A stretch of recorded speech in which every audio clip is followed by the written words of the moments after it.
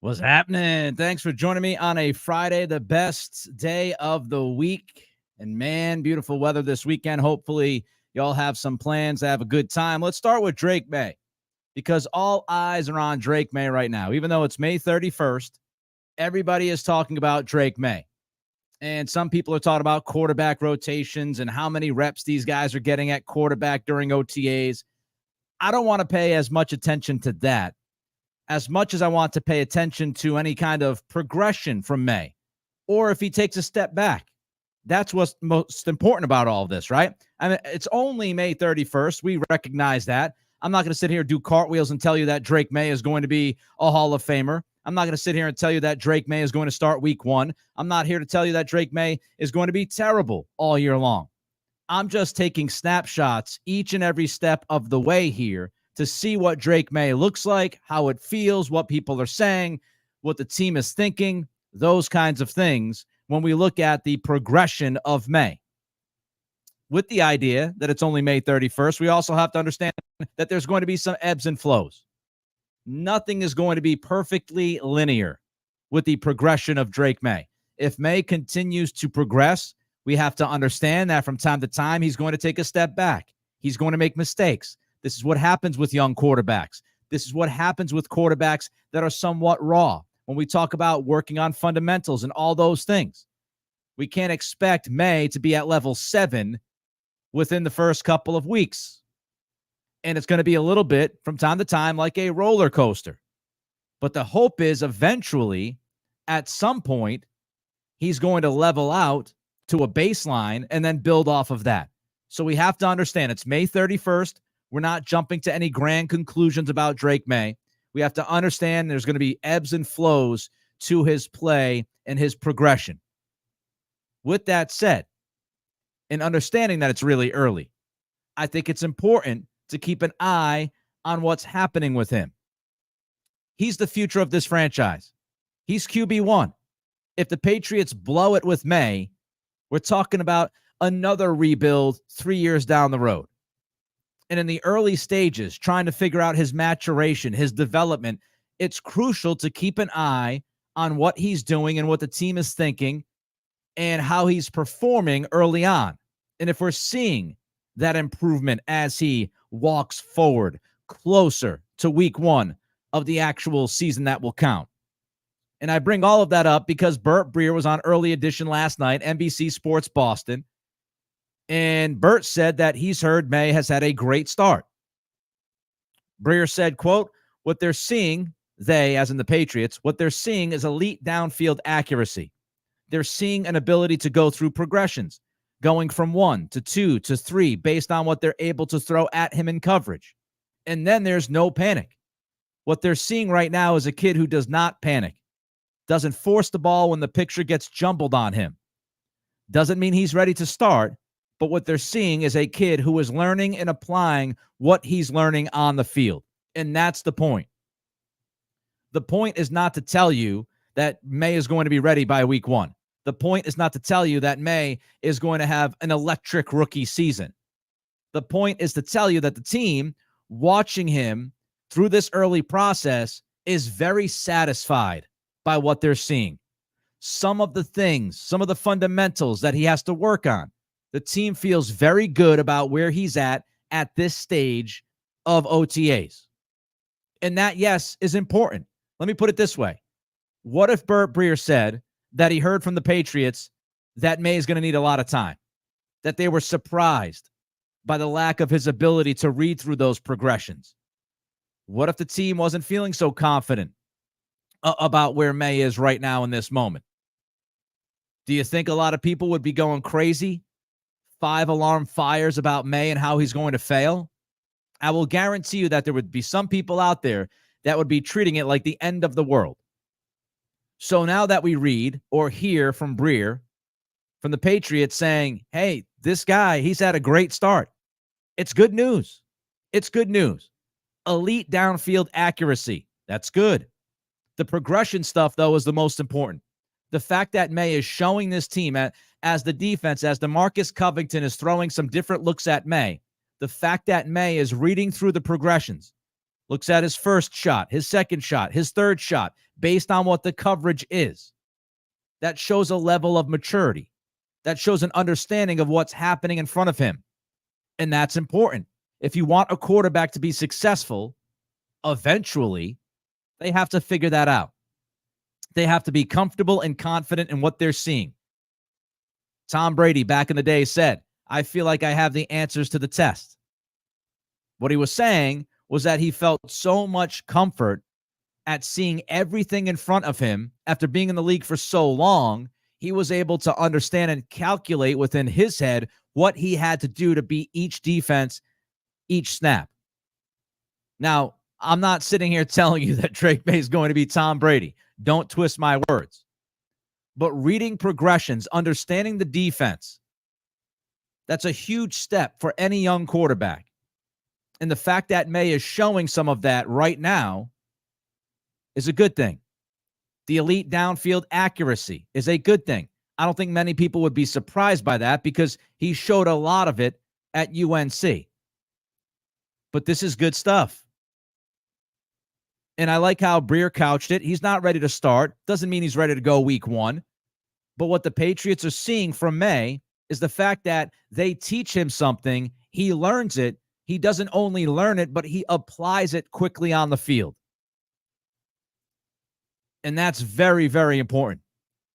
We want to talk about any player, any athlete developing. They not only have to understand what you're telling them, but they then have to turn around and apply it on the field, on the court, on the ice, and prove that they're absorbing it and that they could put that into action. And that's what the Patriots so far are seeing from Maye. I've also read an awful lot from everybody that's been at Gillette Stadium, right? Evan Lazar, Phil Perry, Greg Bedard, and really all of these guys. All of these guys have said that Maye looks relatively comfortable. Some of them have said that his footwork, that Maye's footwork is already better than what they anticipated it looking like. That it's already better what it looked like at UNC. And some of them have said, Phil Perry, I was just watching him a little while ago, and Phil was saying, friend of the program, that he does not believe that Maye's floor is as low as some people painted it to be before the draft. That some of his foundation is stronger than what some had believed before late April. And the footwork, Breer, that's something else that Breer brought up. The Patriots found out, according to Burt Breer, that, Maye did not really get much coaching when it came to the fundamentals of quarterback play at North Carolina. They did not even really drill footwork with Maye. And so him being out there and getting drilled with this footwork is a first-time process for him.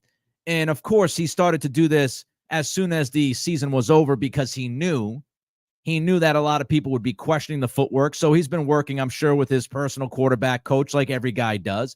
But he's been drilling this footwork since January, and you can already see in Maye the improvements that he's made there.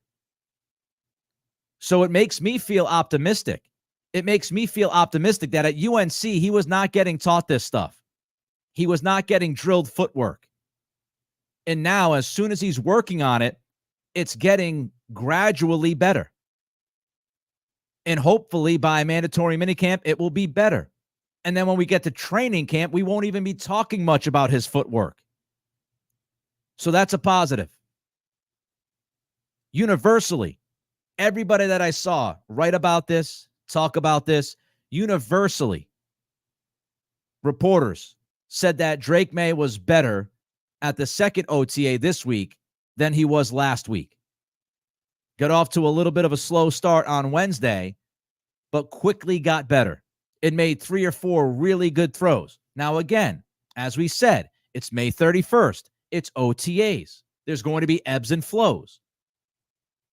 But you just have to take snapshots. And the idea that Maye was better this week than he was last week is good. If Maye looked like a puddle at OTAs on Wednesday, it wouldn't be great. And I also like this idea that after a slow start, he responded and made multiple really good throws because that shows his ability to throw it in the toilet, flush it, and start over again, responding to adversity. He didn't let the early slow start impact the rest of his practice. And that's what we heard about Maye at UNC. He was somebody who would face adversity, deal with it, and respond to it an awful lot. And he's showing some of that at these OTAs with the Patriots. All right, I have some more thoughts on this, but first, the Nick Cattle Show brought to you by our friends at Warzone Paintball and Airsoft. Going to try to get out there tomorrow with the wife, check things out.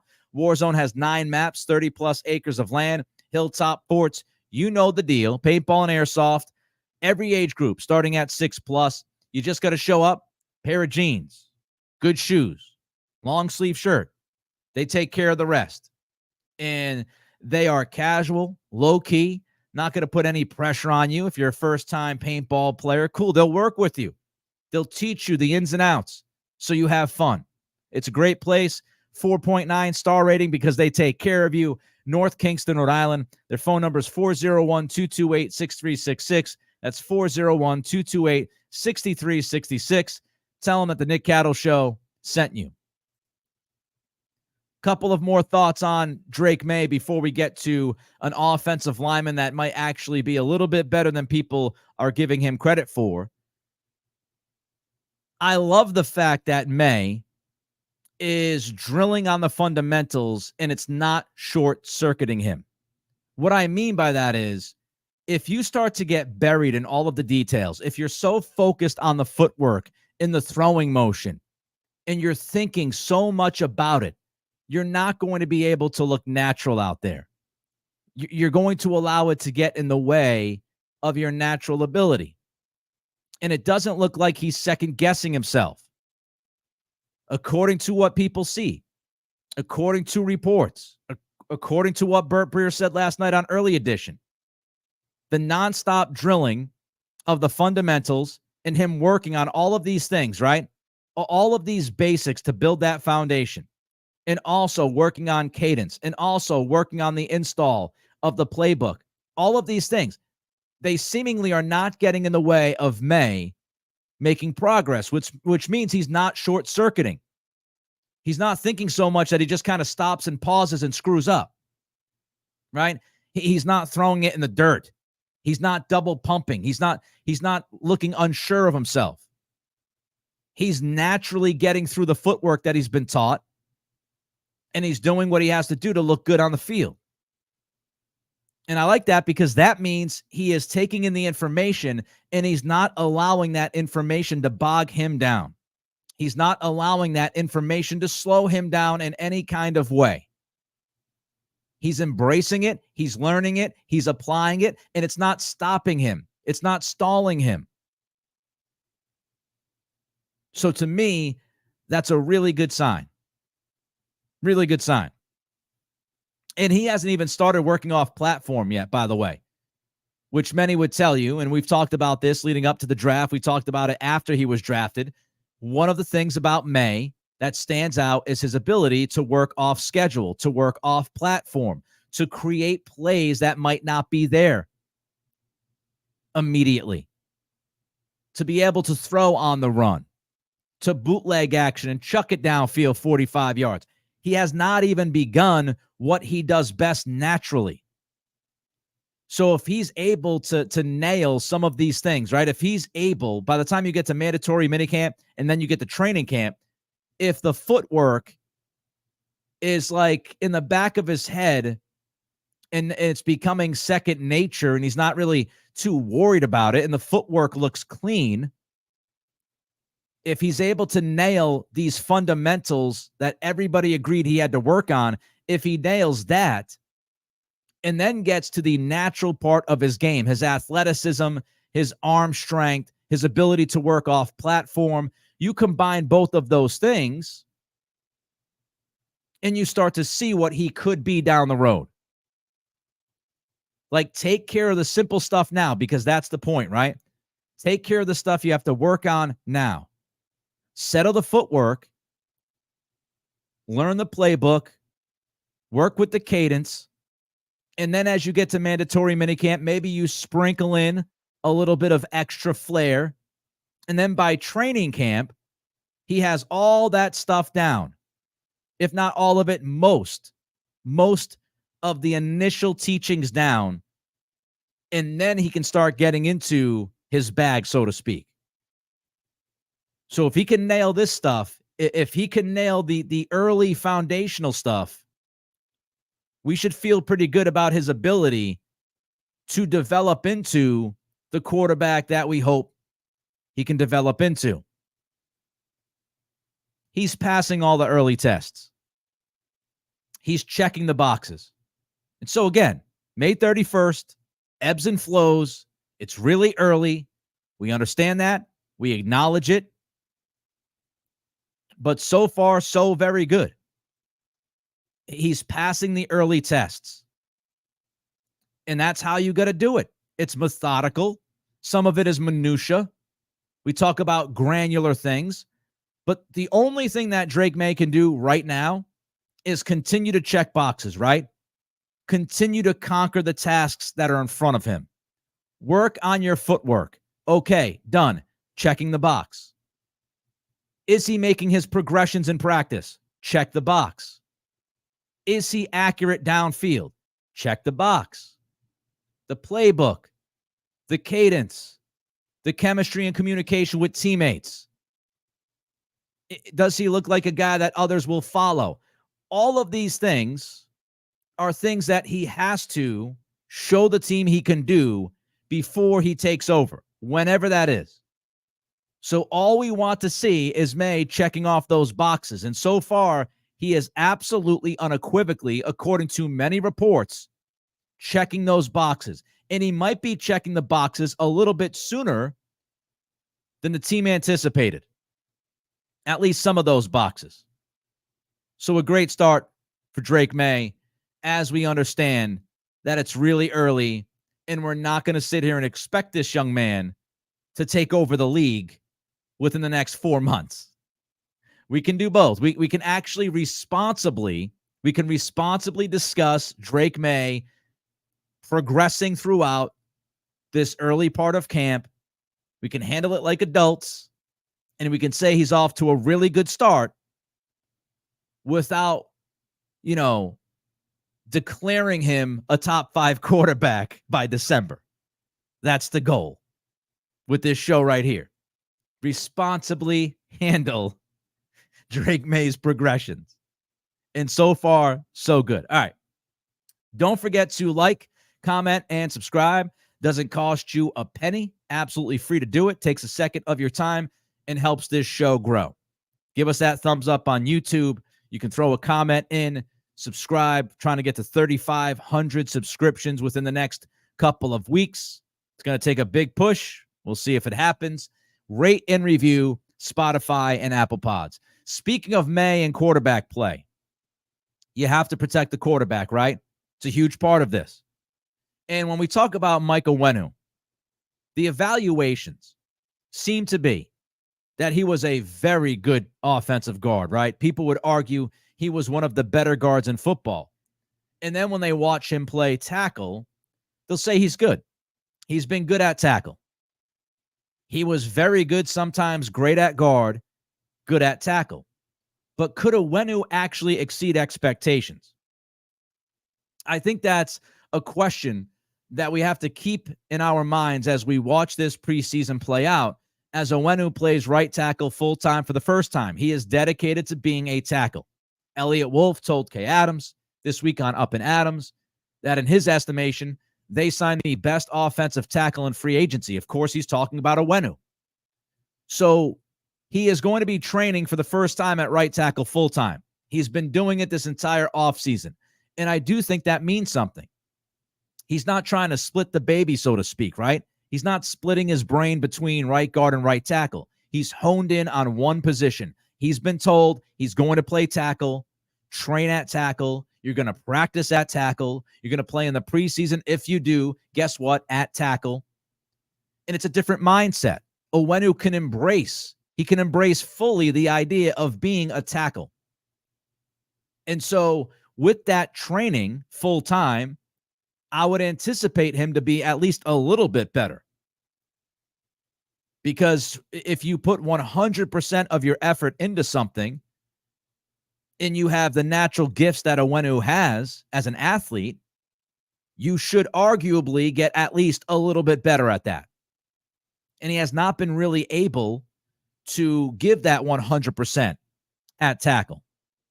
He's got legit offensive line coaching for the first time in years.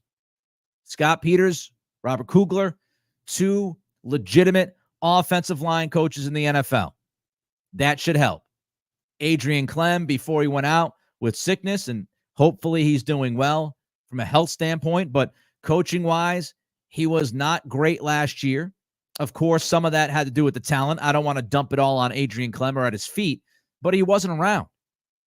It's not his fault. He got sick, but he wasn't around. And so last year was kind of a lost year for the offensive line. The year before was the Matt Patricia experiment.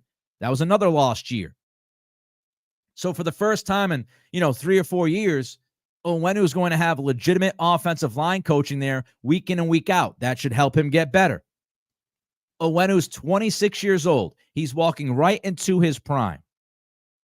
But the question really is Onwenu actually already better at tackle than we think? And I asked that question because I saw this from Pro Football Focus this week. They did their offensive tackle rankings throughout the NFL, and they had Onwenu ranked as the 26th best tackle in the league. Now, somebody might say 26th, my God. Woof. We have to remember, each team has 2 tackles. There are 32 teams in the league. Therefore, out of 64 tackles, Onwenu is ranked 26th. So a little bit better than average. And we remember that all the stuff I just mentioned should help him. Training full-time at one spot, better offensive line coaching, walking into his prime as he develops as an athlete and a human, all of those things should help him. So if Onwenu is actually starting, above the middle of the rankings of offensive linemen from 1 to 64, could Onwenu progress? Could he improve to be, let's say, a top 20 tackle by the end of the year? If Maye OTA is a top 20 tackle by the end of this year, you feel really good about it. I'd feel really good about it. And so Pro Football Focus writes up about Onwenu and why he was 26th at tackle. He's actually one ahead of Trent Brown. And Trent Brown's pretty damn good when he's locked in. And Pro Football Focus has Onwenu ranked 1 slot ahead of Brown. And Pro Football Focus wrote, last year, Onwenu played his best football once he moved over to right tackle and recorded an overall grade of 77.4. From week 9 to week 12 last year, Onwenu had a 90.6 overall grade. From week 9 to week 12, Onwenu was the 4th best tackle in football, according to Pro Football Focus. So not too shabby, right? Those 4 weeks, almost 1/4 of the season, Pro Football Focus had Onwenu ranked in the top 5 at offensive tackle. So if you can get Onwenu to play as a top 10 to 15, even as I said a moment ago, a top 20 tackle, it feels like it's a great move. Tackle, right side, solidified. If that's what you get. We'll see if it works out that way. But Onwenu could actually end up being better than we expect him to be. But when you look at the rest of the offensive line, let's not get it twisted. There are questions, and we've talked about it, right? My confidence level at offensive guard, I'd say, is about a 7 out of a 10. I think Sidney Sow will be fine.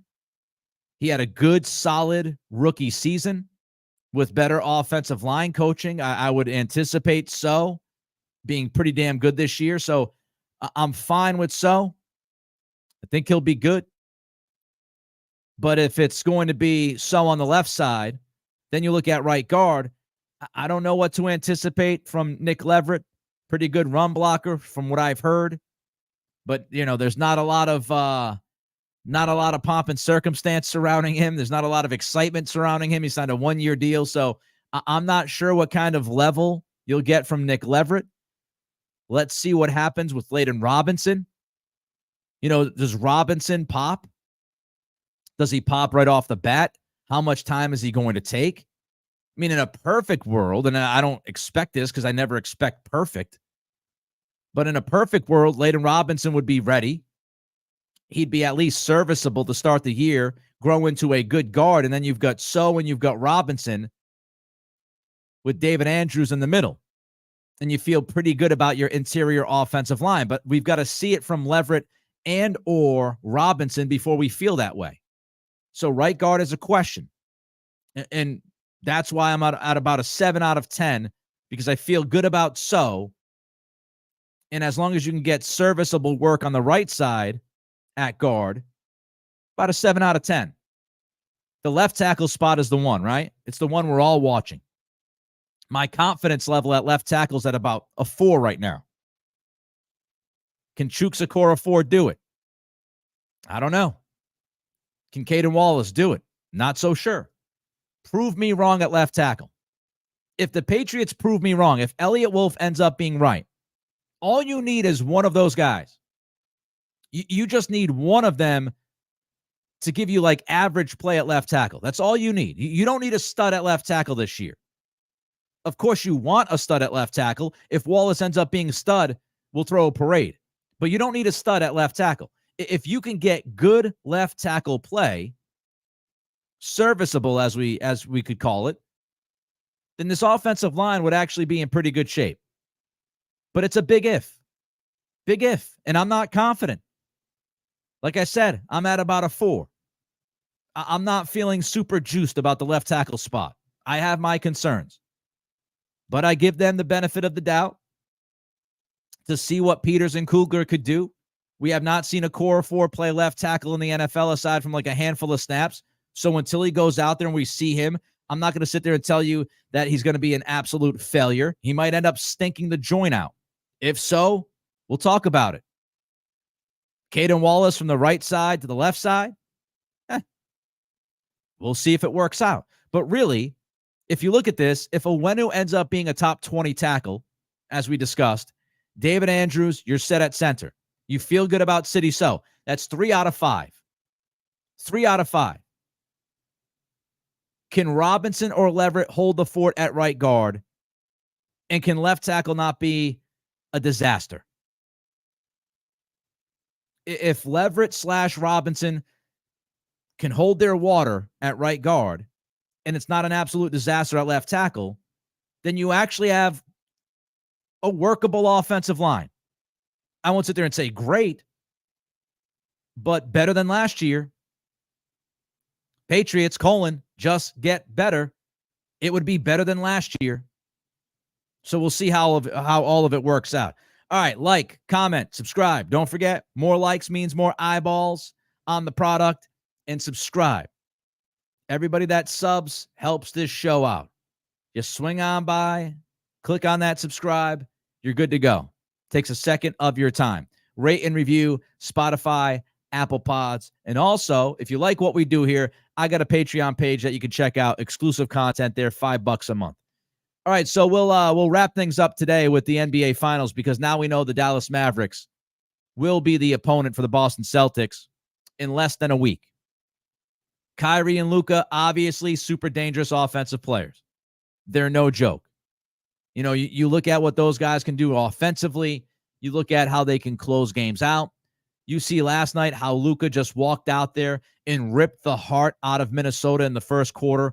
That game, for all intents and purposes, was over after the first 12 minutes. Luka scored, 20 in the first quarter? It was over. He walked out there. He ripped the heart out of their chest, threw it on the floor, stomped on it, and laughed at every single fan in the crowd last night. Luka and Kyrie, you've got to deal with. They're no joke. Very, very dangerous offensively. Celtics this year against the Mavericks were 2-0. They were 2-0. Now, of course, the Mavericks made some trades at the deadline. One of the two games was before the deadline. One of the games was after the deadline. The game after the deadline, the Celtics killed the Mavericks. Now, of course, This doesn't mean they're going to win the championship. I'm just telling you what happened during the regular season. They were 2-0, one win before the trade deadline, one win after the trade deadline. They smoked them in that second game. They smoked them even though Doncic ended with like 37 points and a triple-double. Celtics still beat him by, I think it was almost 30 points. But again, regular season. Luka's going to be Luka. We all have to understand this. We have to acknowledge it. We have to embrace it. The Celtics can play great defense against Luka Doncic. He's still going to score. He's still going to do things. He is that good. He is a great offensive basketball player.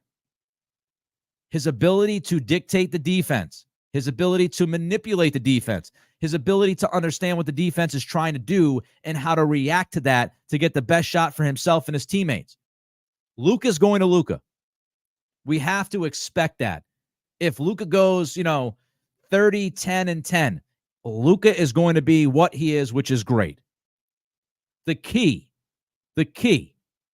is to slow down Kyrie Irving and the other guys. You can withstand Luka scoring 35 points. Luka's not the most efficient player in the world.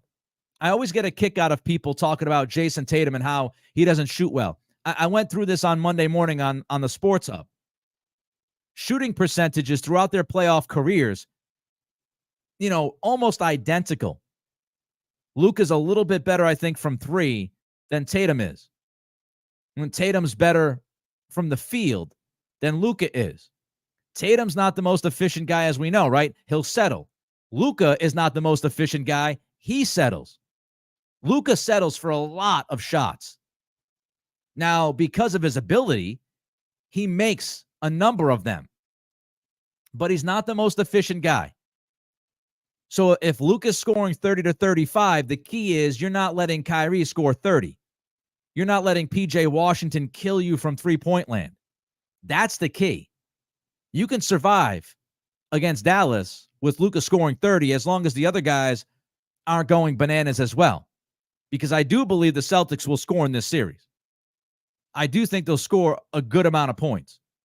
So Luka's going to Luka. We have to understand it. But don't let everybody else go crazy. Don't let Jones and Washington and all those other guys get off, especially Kyrie.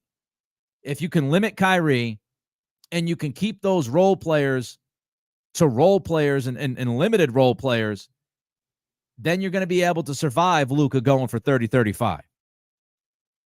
This Eastern versus Western Conference conversation is interesting. I would like to point out that the Celtics were 23-7 against the West this year. They played the West. They won a lot of games against the West. They beat the best teams in the NBA. I mean, Denver obviously gave them an issue. But they consistently beat good teams and very good teams this year. You don't win the amount of games that they won, and you don't win your conference by 13, 14 games unless you're beating good teams. So, yes, the Eastern Conference is not nearly as good as the Western Conference. But if we're going off the regular season, in the early rounds of the playoffs, it's rather obvious that the Celtics by far and away were the best team in the East. We could play this game of like, where would the C's be if they played in the West? I have no idea. But the Celtics were the class of the Eastern Conference the entire season, from beginning to end. And that's why they're in the finals. So we can't just lump the Celtics in with every Eastern Conference team. That'd be silly. They proved it would be silly by some of the things they did in a historic regular season when you look at the history of the game. So they've beaten plenty of good teams. Should be a very interesting series. Should be a fun series. We will get into a full preview. We will break things down next week on this podcast. Next week, it's going to be Patriots and Finals. And I am going to break the Mavericks-Celtics matchup down as good, if not better, than anybody that you will hear do it locally. We'll do some of that next week. We'll get into the Patriots, of course, next week. Should be a lot of fun. Everybody have a great weekend. The weather looks like it's going to be awesome. It's beautiful outside today, beautiful tomorrow, beautiful on Sunday. So enjoy yourself. Enjoy the weather. Be safe. Don't be knuckleheads. We're back on Monday at 11 a.m. for our next live pod here on the YouTube channel. Until then, this has been the Nick Cattle Show.